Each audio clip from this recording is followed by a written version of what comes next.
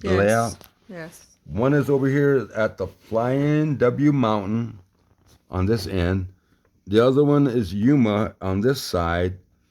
This is San Miguel River, and I believe it's up in Colorado, I think.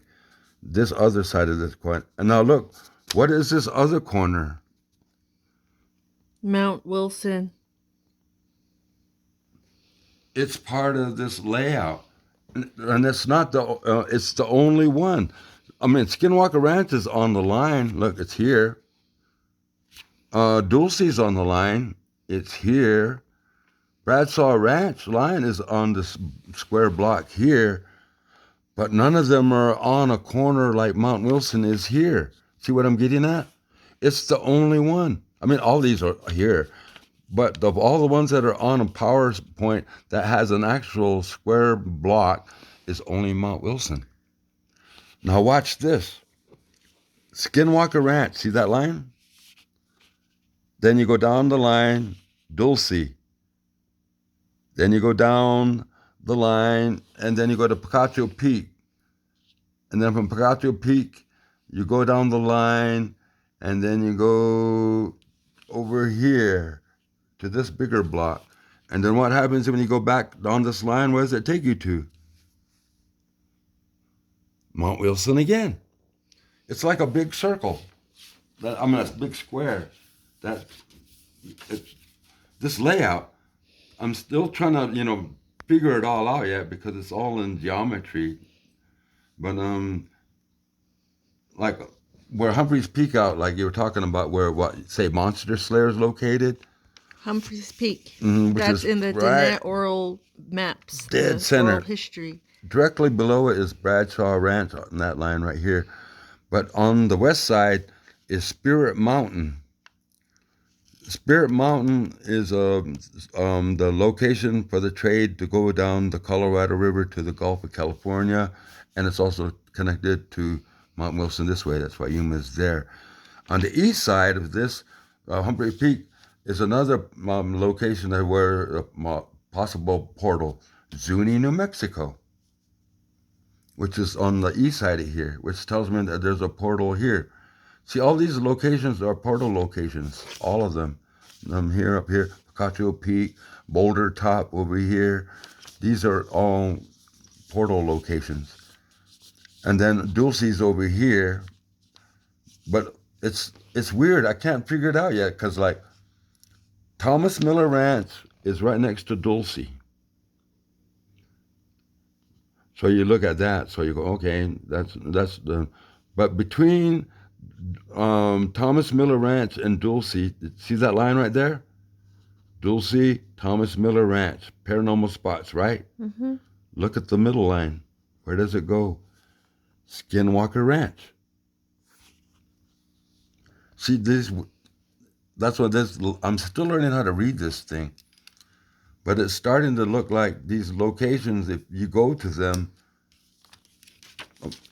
starting with that little small square in the middle of where Humphreys Peak is located, to this bigger square on this side, which is Supai, the Akchin High Point, Canyon de Chelly. There you go. There's another portal location there. Do you know what Canyon de Chelly is? That's my hometown.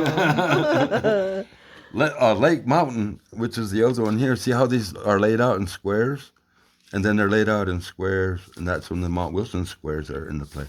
Squares are this way.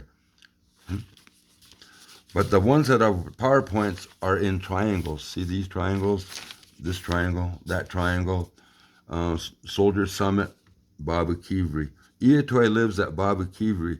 So I-itoi is... I-itoi is like a reincarnation, you're saying, of one of the divine entities like Quetzalcoatl. So now you got I-itoi in alignment with, what did you say, Monster Slayer? Yes. So if this is all tied to like that, then who's... So then that I-itoi is like a junior, is one of the twins. There's somebody at Soldier Summit that we're not aware of. If these are two entities, there's got to be a third one to counter Baboquivari at this end. Wow. See? That's exactly in the middle. These are exactly on the sides. There's I-itoi, the creator of the Tona Autumn that made people, and then there's Monster Slayer over here. That means there's got to be somebody there, and there's got to be somebody here, and somebody there. Yeah, because Humphrey Peak that's the home of Monster Slayer.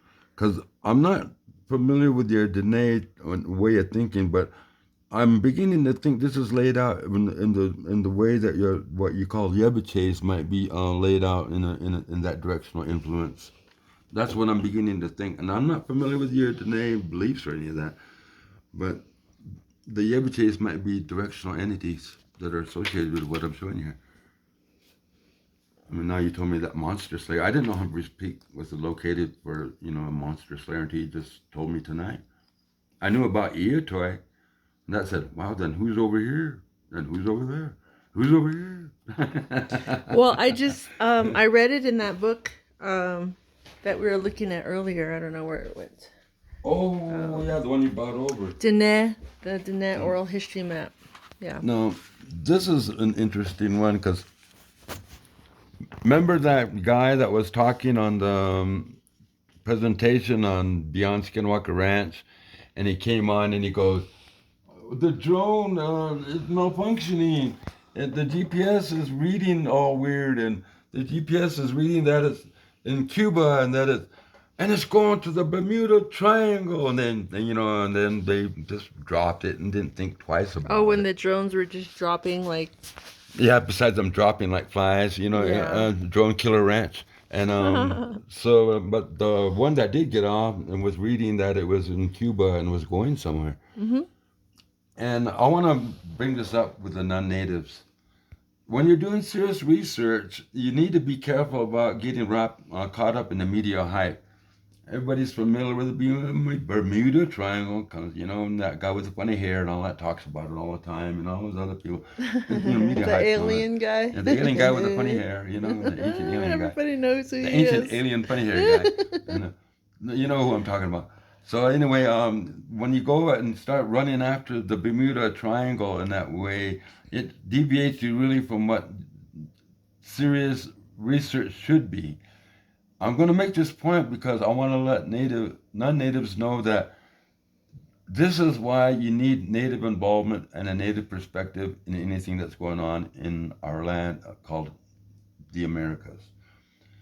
When they went over and read the GPS readings and they said it was in Cuba, and they were all freaked out, and the media hype led them that it was going on to the Bermuda Triangle, which I admit it was going in that direction. I could even tell you exactly where it was going. It was going to the Bahamas, to Marsh Harbor at Abaco Island at 26 degrees, 28 minutes north, 77 degrees, 5 seconds degrees west. And it's going to a place called, I think it's called Dry Cay, C-A-Y, and it passed through Moore's Island at 2677 too, going toward Marsh Harbor at Abaco Island. Yes, it was going in that direction. But what I'm going to show you is what they didn't do.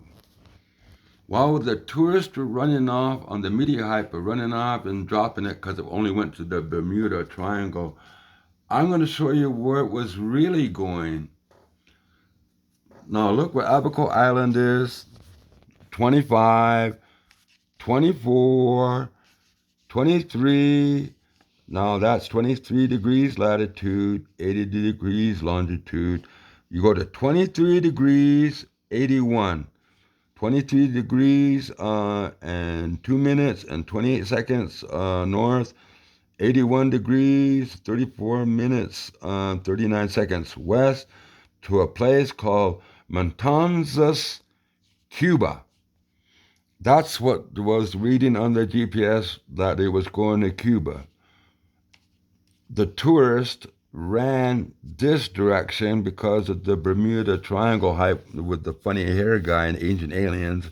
Shouldn't be competing with another program anyway, and just do your research. I'm going to show you from a native perspective, from my Chinook map, where it was really going.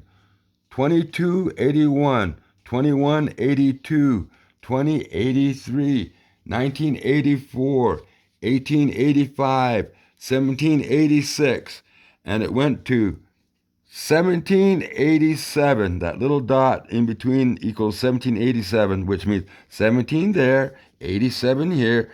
It's right in the middle. That's why it's 1787. This is 1786. That's 1687. So I just want you to know how my work, because 1787 is exactly in the alignment, right in that point right there. And you go down to that point. What is there? San Pedro, Belize, 17 degrees, 54 minutes, 57.53 seconds north, 87 degrees, 57 minutes, 57.24 seconds west. Then you go to 1687, like I said, 1588, and this is where that drone was really going, to 1489 with the diamond here. What's that, 1489?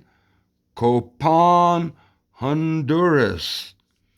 14 degrees, 50 minutes, 15 seconds north, 89 degrees, 8 minutes, 33 seconds west. In Copan, I think the number was, let me see, 426, I think it was, if I remember right. It was a guy named Knix McMool. And if you go 26 down from Pakal, wait a minute, I think I might have it in my other book. I wrote it down because this was... So it goes to a person. Yes, exactly. Knix. And south of Pakal, you said. Yeah, and I believe I put it down on my Messiah chart here. Because it was so much, I said, maybe I need to put that down. But if I don't, I'm going to forget. And I'll be in trouble as I... Can you explain what your Messiah chart is? Oh, okay, I'll find it and I'll explain it. So, Messiah chart is kind of based on, I don't know if that's going to show that well, on that diagonal line on my America's map here that's going sideways, going South America, up into Mexico, America Southwest, all up to the Northwest coast. All along that line, it's called a divine entity alignment, because along that line is all the ties to the people that are creators. There's Are you talking about the color map, or are you talking about the black and white one? Well, this map right here, this line right here is a divine entity alignment. The divine entity alignment is set up because Viracocha is on this line, Quetzalcoatl's on this line, Wovoka's on this line, I-itoi is on this line, and there's supposed to be another Messiah showing up somewhere in the Northwest coast because it seems to be going along this alignment. So and that's 260 years. Yeah, 260 years. Every 260 years, there's someone who has been born on that alignment moving north. Is that correct? Yeah. And as confusing as this is, see, there's Tahuna Tepec, which is way down there in Costa Rica area and all that, the Zapotec area. But as it goes along, this thing goes through all these places called Monte Alban, Oaxaca, Teotihuacan, Quetzalcoatl, see over there, Baboquivari, I-itoi, and up into this neck of the woods in Nevada is Wovoka, in that neck of the woods. Not only that, if you go in these Messiah cycles, there's like the 260 years, and well, how would you say it? They're all tied together with geographic locations on my chart, and they're also tied into actual cycles in time that occur in 260 years that started in 3214 BC. And every 260 years, a native Messiah shows up. And the one thing that I noticed about the Messiah cycle is there's a guy, and I'm going to locate it real quick here. Because I got to remember his name, because it's an interesting name. Because it's,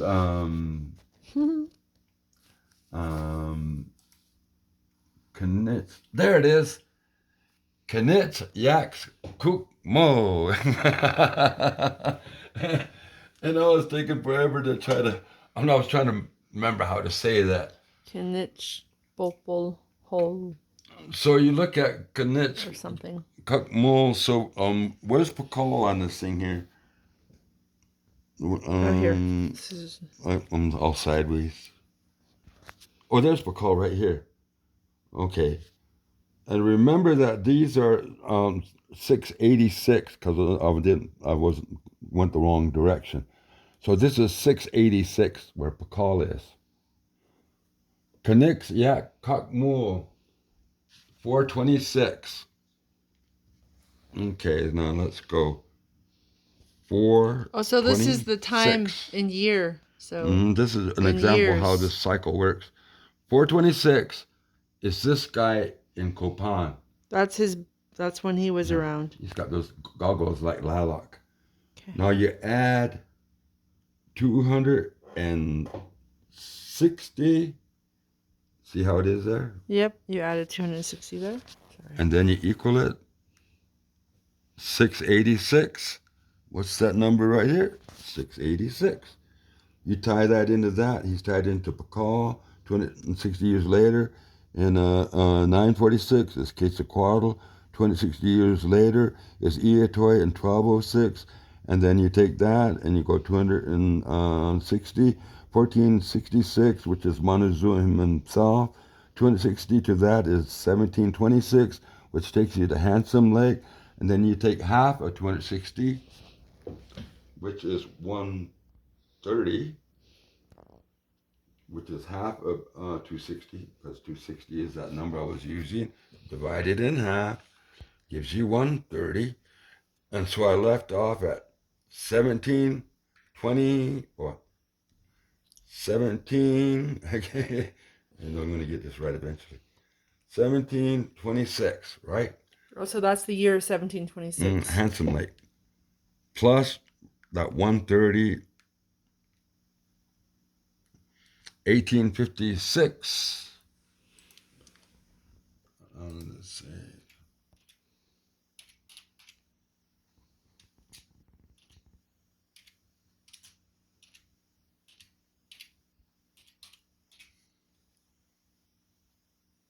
Spell it right, yeah. Yes.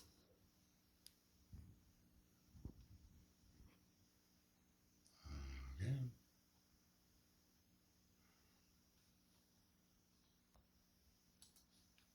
Born in 1856. That's what it said. It said born in 1856, which is that year. Yep, 1856. Oh, here we go. 1856. 1856. 1856. 1856. Wovoka. Is that him? Mm-hmm. This man, whether anybody wants to believe it or not, during that eclipse and that moment that he died, he personally, as a person, did die. But for the moment after that time, what we call the Creator manifested himself into his body. Or for that moment in time, the Creator was walking on the face of the earth in Wovoka's body. He's in the cycles. But what really surprised me was that the Kakmul guy and Copan, back to what I was talking about when that mapping, when they were running off to go to the Bermuda Triangle, the real alignment was going to Copan, which is tied to this Messiah cycle. And what is tied to that Messiah cycle besides, in Copan? What? somebody that's from Nevada. Somebody that Carl keeps referring to as the shaman. Or they all keep calling the shaman, when it's really the manifestation of Jack Wilson or Wovoka. Because Wovoka is the same as the guy in Copan. It's the same guy as Quetzalcoatl. It's the same guy as Montezuma. And that's the connection between Copan and why it was going to Copan in the GPS readings, because Wovoka's from Nevada and they're all familiar with each other. So they know. Can you talk about Wovoka and his background? Because you have some very interesting information about Wovoka as well. Wovoka was originally, before he had his vision, after that solar eclipse, was hanging out with Smahola and was getting some of his teachings from John Slocum. And these names aren't familiar with people, so I'll explain who they are. Smahola was a Northwest Coast prophet and medicine man that was way before Wovoka. But Wovoka was inspired by his teachings and was an understudy of Smahola. Smahola was connected to John Slocum. John Slocum was another guy that, like Wovoka, died, had a vision that he went to heaven and came back to life and became known by Smahola and John Slocum, another Northwest Coast prophet and Messiah type figure. And so that's how these two are tied together. And when they were together, they had a young understudy named Jack Wilson. And this other native came up and was learning from them their teachings. And this guy with Jack Wilson eventually went back to Nevada and became Wovoka. And this was in the 1800s? Yeah, in the 1800s. This is where it gets even weirder. There's another person that was responsible for the Shaker religion, that John Slocum that I'm talking about, because that's part of my people's thing, the Indian Shaker Church in the Northwest Coast. My family and all my relatives are heavily involved in it.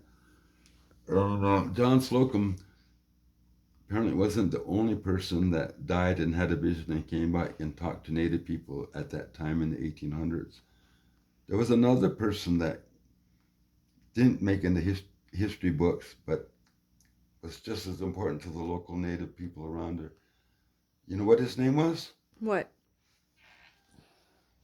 Quetzalcoatl. Quetzalcoatl. A direct descendant of mine. Had the same visions as John Slocum and then Wovoka as well. That's my connection to all of this. Oh, so he's one of your ancestors. Culty? Yeah. Roger Culty? Quetzalcoatl? We might be related?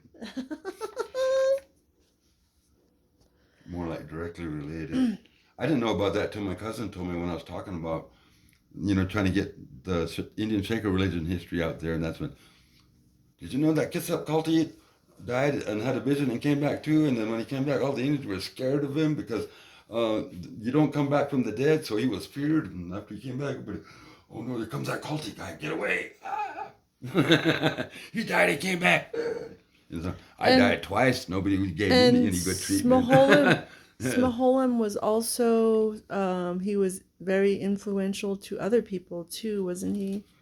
You got to remember, what people don't understand is that everything that happened on the Northwest Coast, what I'm explaining to in history, eventually evolved into what became the ghost dance movement. It is an extension of the Northwest Coast religion, is the ghost dance movement. You could take the ghost dance movement as an extension of that, and you know what that is? The Native American Church, which is the modern extension of the ghost dance movement. And before that was the Northwest Coast. See how the progression goes?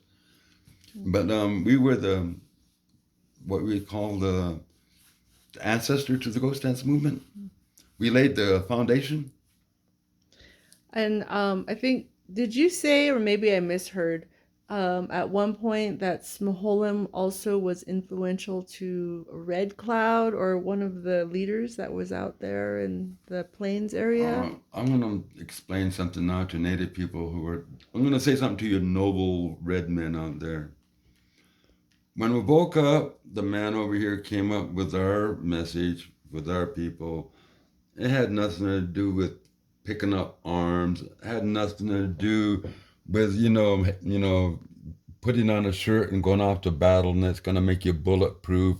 It had nothing to do with going out there and taking on the cavalry with a stupid shirt that's supposed to make you invincible. No. Us noble red men perverted the teachings and we used it for other purposes. And one of the purposes that the Lakota and them used it for was to mobilize their people to go to battle. And how did they get into battle? They bullshitted them into believing if you put on this shirt, you're going to be bulletproof to get them out there to die for nothing. They perverted the teachings. There, I said it. And now, the Lakota, you need to deal with that because you perverted the ghost dance teachings were what they weren't intended to be. They weren't intended to go to battle. They weren't intended to go to war. They weren't intended to have bulletproof vests and garments. You just made that up just for your own political ideals. His teachings had nothing to do with what happened in Wounded Knee when those people were massacred. His teachings had everything to do with peace, harmony. He didn't say you have to go after white people. No, he was saying to get along with them. But we perverted our own teachings. And that's why I said, us noble red men. There, I said it. I've been holding that in for a long time because this man took a lot of flack for what some monkey heads up there in the Plains Indians did by changing his teachings. And who got blamed for it? He did. And he had nothing to do with ghost dance shirts or any of that bulletproof nonsense. We're human too. We make mistakes. We are vulnerable. We always try to want to blame the white man for a lot of the things that are going on, but a lot of the things that are going on in our lives aren't because of the white man. A lot of things that are happening to us are because of us. We like to blame the white man because, it's not my fault. But in reality, it's all our fault. So this map that you have also indicates that, like you said, it's going up to Tahola. Well, this one over here is going to Tillamook. Oh, Tillamook. Yeah, because the one in Grace Harbor is another whole trade route. Okay, I had the wrong town then. Well, there's so many T's up there. Tillamook, Tahola. Tahola is right on. Tlingit. Is right by the Columbia River on that point, right? And then Tillamook is somewhere different. Well, I'm going to explain Tillamook. That might be a little. You always hear me talking about Quartzsite Moutain, right? Yes. At the mouth of the Columbia. Below us was this group called the Nehilim, which were totally separate from us until the late 1800s, 1900s. And we were the Quartzsite. The Nehilim below us united with us to become one people because we were trying to struggle just to survive. The Nehilim, in actuality, are the Tillamook. That's how I'm part Tillamook. Quartzsite Tillamook is what I am in actual reality. Even though it says Nehilim and Tillamook are one and the same. So when I say Quartzsite Nehilim or Nehilim, it's really referring to the Tillamook people, which is down there where that big stone is on that Goonies movie that they show. I get it. Yeah. It's that big stone. That big stone is aligned to Teotihuacan, like it shows on here. This is that's part of the alignment. Everybody knows the Goonie movie. Yeah. Well, there's gold there too. There's gold in them there hills. Well, anyway, it says right here, start here, Tillamook. From Tillamook, it starts to go down to this 41 degrees to 40. And then I started to notice that I hit a place called Hidden Cave. So I went and looked it up. 4000 BCE on my alignment. I'll go to the next one. Lovelock Cave at 39,118. 4000 BCE. Okay, well, it's getting interesting. So I go past the Walker River area to a place called Spirit Cave. How old is Spirit Cave? 10,000 BCE. I'm just going down the line. I haven't even gotten, I'm just one after the other. And and then Round Mountain. Round Mountain. I said, well, what's got to do with Round Mountain? That 38,117, which is right in this area. Round Mountain is connected to all this belted peak and quartzsite and this little area right here and this area right here, let alone going this way later, goes to Round Mountain. Round Mountain don't mean nothing to anybody until you really know what trade is really about. Round Mountain, and I'm going to show you real quick here, is in Nevada. And Round Mountain also has, let me see if I can find it here. I think I have it here. I remember. Okay, here we go. Yeah, that's it. Round Mountain, Nevada, on my list.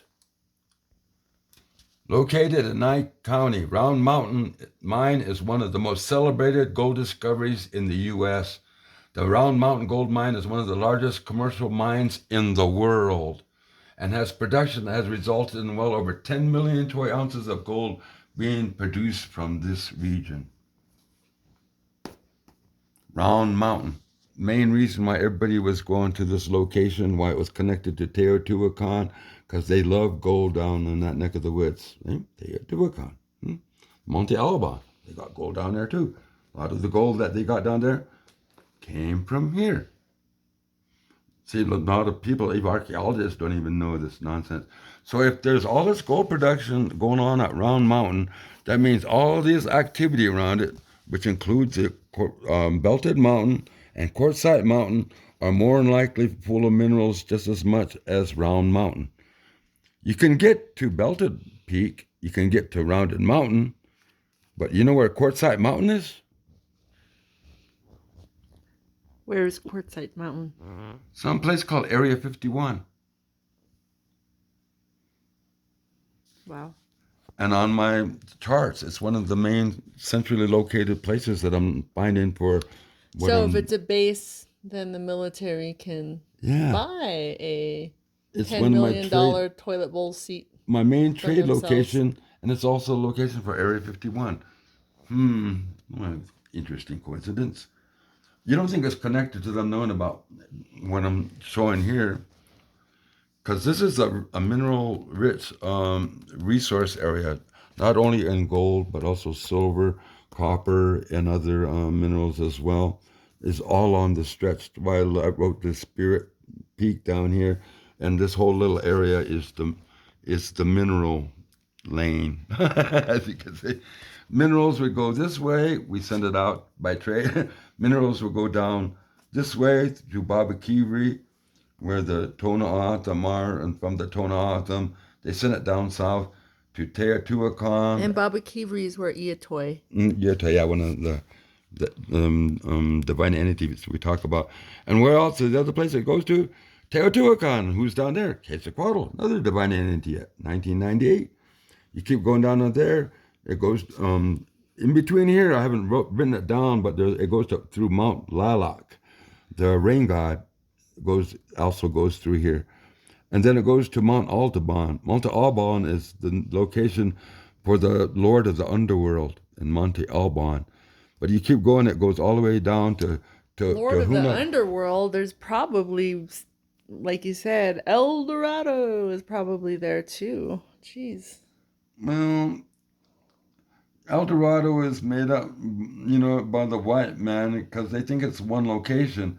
What it really is was that there was gold that was scattered across the entire continents through trade, and they mistook that these people were finding it, in their mountain, in their backyard, when actually they were trading it on this network.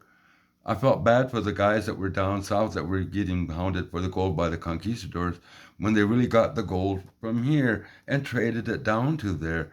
But then they got crap by the conquistadors thinking that they had all this gold hoarded in the local area when they didn't. And you know what?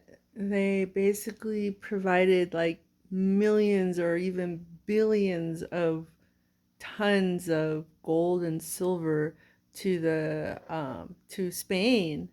Like there was so much gold that like I don't know, like doubled or tripled like the world's actual like. Let's only look at it this way: we natives deserve credit. If it wasn't for our gold and silver, there would never have been a Renaissance in Europe. We funded it.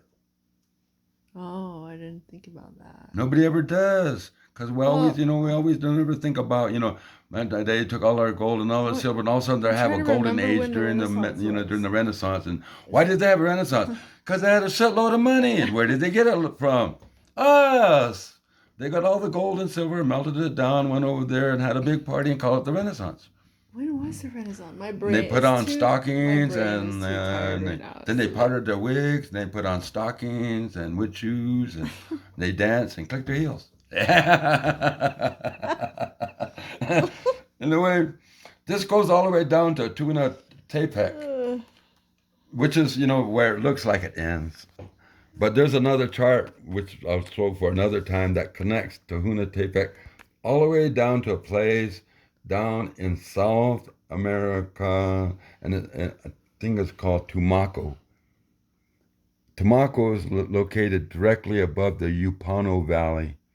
Upano Valley is one of the locations on one of the presentations I was trying not to talk about because I remember telling you that you don't have too many El Dorados and I'm finding them everywhere. And I found Upano Valley and I went, there's an El Dorado right here. But just the last year, they announced that they discovered it, and so I can talk about it now. I can even tell you it's not the only one either, which is kind of scary even more further because, how you people get about gold, get a little gaga, next thing you're running down there bugging the natives. Okay, Raj, so my brain is like really fried right now. Well, you got a lot of material. I mean, I'm used to talking. I mean, if you're not used to you got material that you probably hadn't heard before either. No, I haven't. I mean, like the Knitch thing connection to Pakal. It continues. Carl's freaking out because he can't figure out the connection. And the GPS reading is going to Copan, but Copan is connected to Wovoka, Nevada. Mm-hmm. And where was the drone coming out of? Nevada. No big mystery. Okay, well. I'll let you go. Brain drain. It's late. It's been long days. Hey, but you got some good material. I still have work to do. Because I'm still fresh in my brain about talking about it yet. Mm-hmm. So when I was able to show it on here, and now I got the charts, I was able to show, not me just talking about it, but, with their own eyes, that I'm not just making this all up. Like, oh, what is this talking about, this trade thing? And then, you'd be amazed. I mean, we weren't just trading coca beans, and... and jelly fish. Beans, and you weren't just around a fish and a chili or two, Jeez. We were doing some serious trading with the Tasmanians for gold all the way over there too. Well, there was the dinosaur that ate the person whose toe got. That guy never got his gold. I was gonna say his toe went in deep into the mud and then he was gone. Yeah, the dinosaur. I was wondering. I wonder what's on the menu for lunch today. There it is, right there. I can outrun that thing. That dinosaur runs faster than a jaguar. There's no way you can outrun it. That's why I figured there's only 1 foot and that toe's real deep because that last moment, that was the last thing he could do was leave that last print in somebody's jaw. Oh, and man. became lunch. No more trading for him. All